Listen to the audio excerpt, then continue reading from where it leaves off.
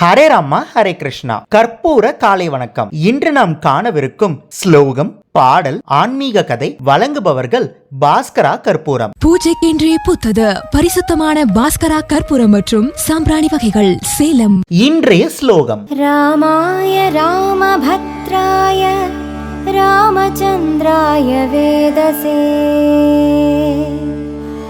ரகுநாதாய நாதாய சீதாய பதயே நமஹ.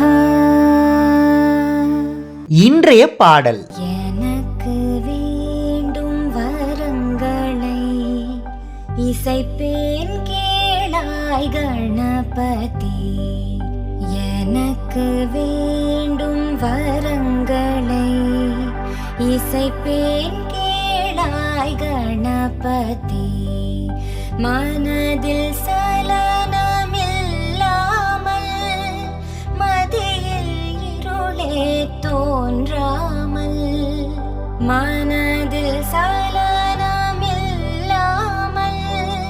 மதியில் இருளே தோன்றாமல், நினைக்கும் பொழுது நின் மௌன நிலை வந்திட நீ செயல் வேண்டும். நினைக்கும் பொழுது நின் மௌன நிலை வந்திட நீ செயல் வேண்டும்.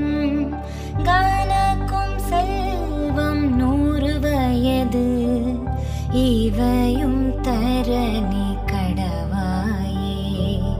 கானக்கும் செல்வம் 100 வயது இவையும் தரணி கடவாயே. இவையும் தரணி கடவாயே. இவையும் தரணி கடவாயே.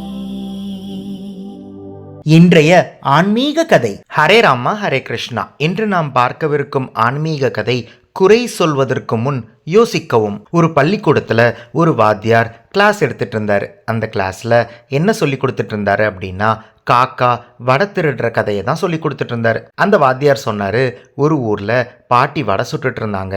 அந்த சமயமா அந்த பக்கமா ஒரு காக்கா வந்துச்சு. அந்த காக்கா அந்த வடையை திருடிட்டு போயிடுச்சு அப்படின்னு சொல்லிட்டு இருந்தாரு. அந்த சமயத்துல ஒரு பையன் எந்திரிச்சு, ஏன் சார் காக்கா வடையை எடுத்துட்டு போச்சுன்னு சொல்லலாம்ல, திருடிட்டு போச்சு அப்படின்னு ஏன் சொன்னீங்க அப்படின்னு கேட்குறாரு.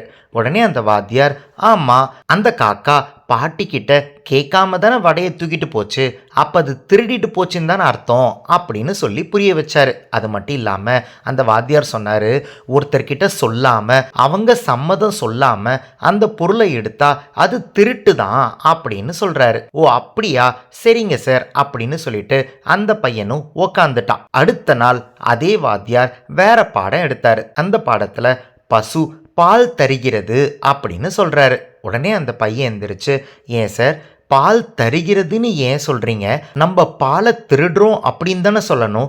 ஏன்னா நம்ம பால் எடுத்துக்கலாமா அப்படின்னு மாட்டிக்கிட்டு கேட்டு மாடு சம்மதமே சொல்லலையே.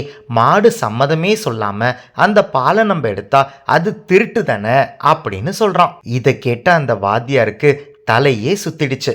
ஆமாங்க, நம்ம எப்பயுமே வேற யாராவது ஒரு தப்பு செஞ்சாங்க அப்படின்னா அதை குறையா சொல்கிறோம்.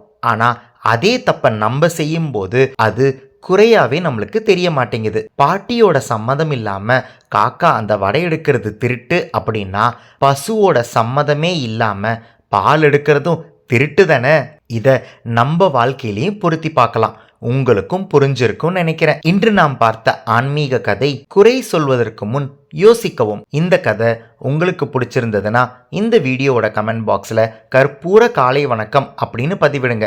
நாளை இன்னொரு ஆன்மீக கதையில் உங்களை சந்திக்கிறேன். ஹரே ராமா ஹரே கிருஷ்ணா. பூஜைக்கென்றே புத்தது பரிசுத்தமான பாஸ்கரா கற்பூரம் மற்றும் சாம்பிராணி வகைகள், Salem. ECG cards, Ramayana Mahabharata playing cards. Ramayana மகாபாரதத்திலிருந்து 108 கேரக்டர்ஸ் பத்தி நீங்க நிறைய விஷயங்களை தெரிஞ்சுக்கணும்னா இந்த ப்ராடக்ட் உங்களுக்கு தான். இது ஒரு பிளாஸ்டிக் பிளேயிங் கார்ட்ஸ். ஒவ்வொரு கார்டையும் இண்டிவிஜுவலா ஸ்கேன் பண்ணி அந்தந்த கார்டுல இருக்கிற கேரக்டர் பத்தி யூடியூப்ல தெரிஞ்சுக்கலாம். ஒவ்வொரு குழந்தைங்களும் கத்துக்கிட்டே விளையாடலாம், விளையாடிக்கிட்டே கத்துக்கலாம்.